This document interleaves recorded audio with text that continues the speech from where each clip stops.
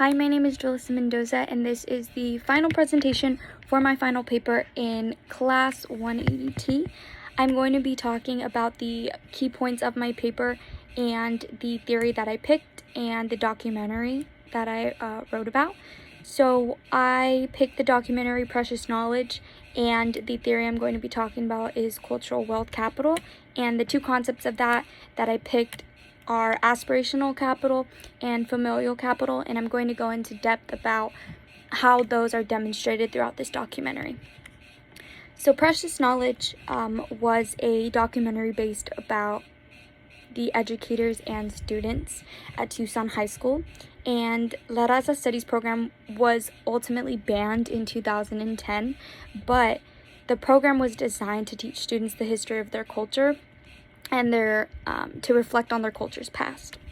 So the program La Raza Studies was also designed because the Tucson City Council wanted to find ways that Latinos and Latinas could improve in the classroom and to decrease the dropout rates. And because of this study being conducted, these were the findings that they wanted to create this ethnic studies program. So, aspirational capital is the dream, despite the present circumstances, to attain a goal in education. And so this was demonstrated throughout the documentary because one student in specific, her name is Crystal, she explained that because of La Raza Studies program at Tucson High School, she was able to express herself and to learn more about her culture and to be more engaged in wanting to pursue her education. Also, other students said that they were engaged as they continuously learned new concepts, and that resulted in higher grades in their class.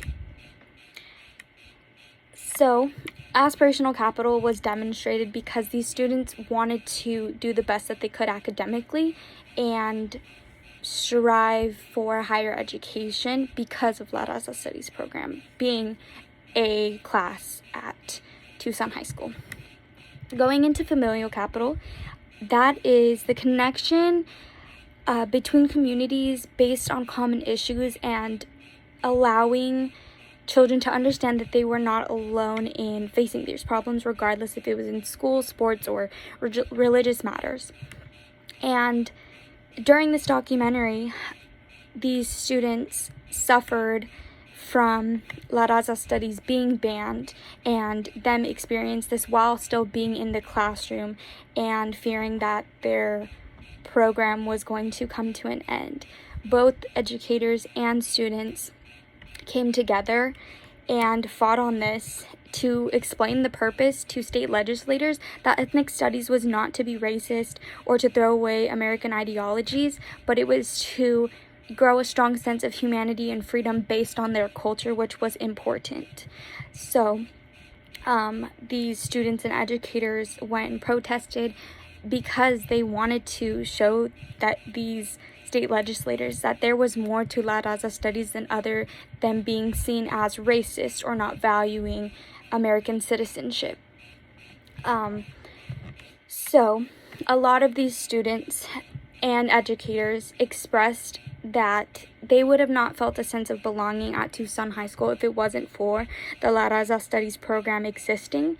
And some students even said that they would have given up on their high school experience, but because of La Raza Studies program being at Tucson High School, it saved them, and they wanted to be the best that they could. Because this was an underlying issue that educators and students had experience together, this is a part of familial capital because they experienced from start to finish of this program and what that meant. So, because it was a common issue, there was a connection between them all experiencing it at the same time. I think that both of these aspects of cultural wealth capital are very important in my paper because it shows how real life experiences and these aspects of the theory really came to life, and you can see the connection throughout the paper. based on aspirational capital and familial capital and precious knowledge. Thank you.